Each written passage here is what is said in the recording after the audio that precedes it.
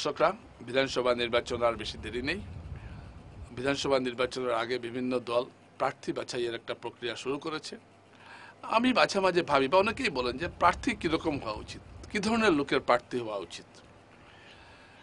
এখন বদরুদ্দিন আজমল একবার বলেছিলেন যে একটা দলে বিধান প্রার্থীটা কিরকম নির্বাচন করা হতো। আজমল বলেছেন যে, আমি কেন আজমলের প্রসঙ্গটা আনছি, কারণ আজমলকে কথাটা বলেছেন কংগ্রেসের একজন বসিয়ার নেতা। তো সেই অভিজ্ঞতা তিনি একদিন সাংবাদিকদের সঙ্গে শেয়ার করছিলেন। তখন তিনি বলছিলেন যে একটা রাজনৈতিক দলের 3 ধরনের প্রার্থী থাকে। এক ধরনের প্রার্থী হলো তারা একটা হাই ইন্টেলেকচুয়াল, খুব শিক্ষিত হবেন, এদেরকে প্রার্থী করতে হবে, কারণ দলের একটা নীতি প্রণয়নের ব্যাপার আছে, দলের একটা প্রতিনিধিত্বের ব্যাপার আছে, বিভিন্ন জায়গায় দলকে রিপ্রেজেন্ট করবে, প্রতিনিধিত্ব করবে, এরকম মুখের দরকার আছে। তারপর সরকারি আইন টাইন এগুলো বোঝার ব্যাপার আছে, মনোনয়নপত্র দাখিল পরীক্ষা করে এসবের জন্য এক শ্রেণীর লোক রাখতে হয় যারা খুবই উচ্চশিক্ষিত, কিন্তু এর বেশি এদের কোনো কাজের। আরেক শ্রেণীর লোক আছে মোটামুটি তাদের ইমেজ ভালো, খুব একটা শিক্ষিত নন, মোটামুটি ইমেজ ভালো, মোটামুটি বক্তব্য রাখতে পারেন, জনসংযোগ আছেন। আরেকদল লোক আছেন যারা আকাট মূর্খ, যারা কোনো কিছুই জানেন না, বোঝেন না, কিন্তু এদের জেতার ক্ষমতা আছে, অর্থ বলে হোক, বাহুবলে হোক, এদের জেতার ক্ষমতা আছে। তো একটি রাজনৈতিক দল এই 3 ধরনের লোককে নিয়েছেন।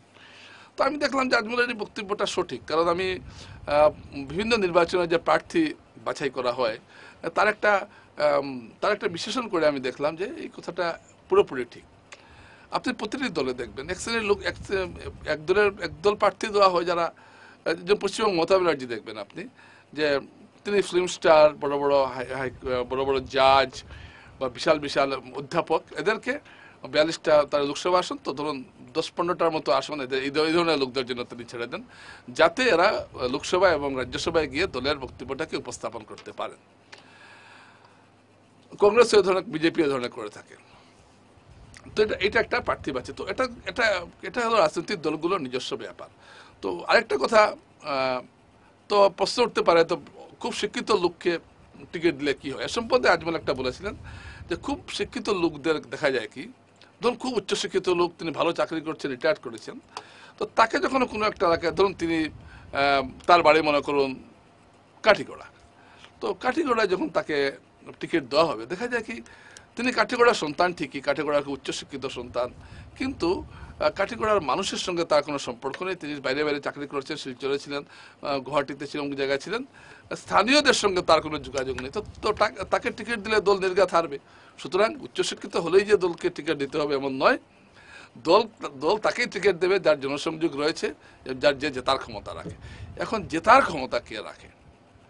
একজন ভদ্রলোক, একজন অধ্যাপক, তিনি তো পারবেন না, ধরুন তিনি তো পারবেন না যে ভোট জেতার মতো যে কৌশলগুলো পারবেন না প্রয়োগ করতে। সুতরাং প্রথমেই তিনি খারিজ। তো পারবে কে?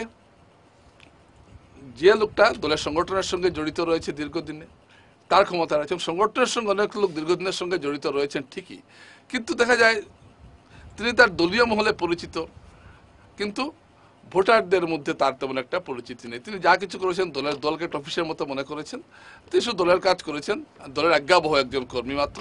জনগণের সঙ্গে যে সংযোগটা রাখার তিনি, তো এ ধরনের লোককেও টিকিট দিয়ে লাভ, অর্থাৎ দল করলেই যে আপনি টিকিট পেয়ে যাবেন এমন কোনো কথা নয়। দর্শকরা, আমি এইগুলো কথা এই জন্য আনছি যে এই যে এবার টিকিট দেওয়া হবে, এখন গত কয়েক বছরে এমন লোকদের টিকিট দেওয়া হয়েছে যাদের নিজস্ব কোনো, আমি সবার কথা কিন্তু বলছি না, এমন অনেক বহু লোককে টিকিট দেওয়া হয়েছে যাদের নিজস্ব কোনো ব্যক্তিত্ব নেই, যাদের কোনো শিক্ষাগত যোগ্যতা নেই, যাদের তেমন কোনো জনসংযোগ নেই, কিছু টাকা আছে, টাকাও ছিল না প্রথমে, এদেরকে দেওয়া হয়েছে। কেন দেওয়া হয়েছে? এর আজ্ঞাবহ তল্পিবাহক। তো আবার কিছু ভালো লোক, সবাই তো আজ্ঞাবহক নয় একটি দলে, তো এই যে আজ্ঞাবহ তল্পিবাহকদের দেওয়া হয়, কারণটা হলো যাতে এরা আমার কথা শুনে, এরা যাতে দলের উচ্চ হাইকমান্ডের কথা শোনে। তো এইসব প্রতিনিধিদের দেখতে দেখতে এখন মানুষ তিতিবিরক্ত হয়েছেন। এখন মানুষ চান এমন প্রার্থী যার একটা ভালো জনসংযোগ থাকবে, স্বচ্ছ ভাবমূর্তি থাকবে, একজন শিক্ষিত ব্যক্তি হবেন, এবং তার মোটামুটি পয়সা করে থাকতে হবে। দেখা গেছে গরিব লোকদের, যাদের কিছুই নেই, তারা টিকিট পাওয়ার কয়েকদিনের মধ্যে সব কিছু করে নেওয়ার চেষ্টা করে, আখের গুছানোর চেষ্টা করে। বলে দেখা যাদের আছে তারা একটু, আমি এটা বলছি না যে যাদের আছে তারা কিছু করেছেন, কিন্তু তবু তুলনামূলক বিচার করলে দেখা যায় যাদের আছে তারা মোটামুটি অর্থবান লোককে টিকিট দেওয়া উচিত। অর্থাৎ অর্থবান হতে হবে, রুচিশীল হতে হবে, ভদ্র মার্জিত হতে হবে এবং জনদরদী হতে হবে। এইগুলো গুণ থাকা প্রার্থীদের এখন সবাই চাইছেন। কিন্তু রাজনৈতিক দলগুলো কিরকম প্রার্থী চাইবে? তারা চাইবে তাদের আজ্ঞাবহ একজন প্রার্থী চাইবে, যে তাদের কোথায় উঠবে আর বসবে, যে তাদের কোথায় চলবে, এই ধরনের লোক চাইছেন। আর এখানেই হয়েছে মূল সমস্যাটা। তাই প্রার্থী কেমন হওয়া উচিত, এটা রাজনৈতিক দলগুলো কি স্থির করবে, সেটা হলে মোটামুটি যাদের চামচামি করার একটা যোগ্যতা রয়েছে এবং সেই চামচা যদি একটু ভদ্র হয় এবং চামচা যদি একটু শিক্ষিত হয় তাহলে আরও ভালো। অশিক্ষিত চামচাও চলে, অশিক্ষিত চামচাও চলবে, একটু মস্তান চামচাও চলবে, কিন্তু সেই লোকটা যদি একটু শিক্ষিত হয় তাহলে একটু সুবিধা হয়। কারণ শিক্ষিত সমাজ তো না, দেখো ভাই আমি তো একজন শিক্ষিতকে দিয়েছি।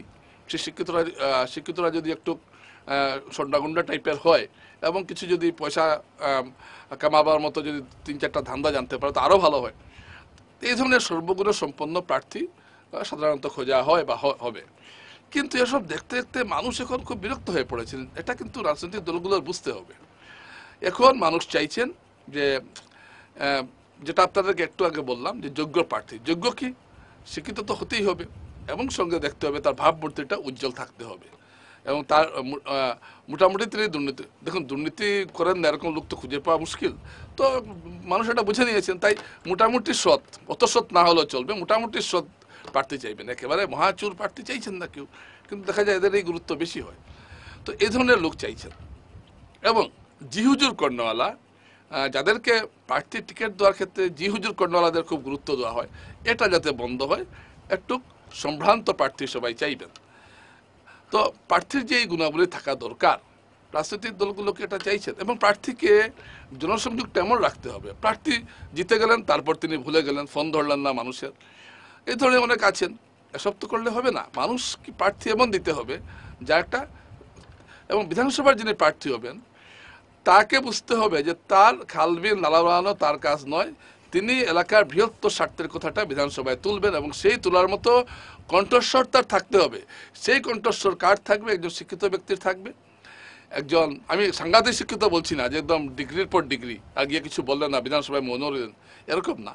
যিনি কথা বলতে পারবেন, বিধানসভায় গিয়ে সমস্যাগুলো তুলতে পারবেন, সেই রকম লোককে রাখা উচিত। অনেকে বলবেন না এমএলএকে তো বিধায়ককে তো পেলাম না, এই আমি অসুস্থ ছিলাম, বিধায়ক হাসপাতালে এলেন না, শ্মশানে গেলেন না। বিধায়ক যদি শ্মশানে যেতে হয় সশরীরে বারে বারে, আর যদি মানুষকে দেখার জন্য কদিন পরে পরে বিধায়ককে যেতে হয়, তাহলে তিনি মানুষের কাজ করবেন কোন সময়? একটা লোক থাকবে, দলের একটা সংগঠন আছে, তারা যাবে।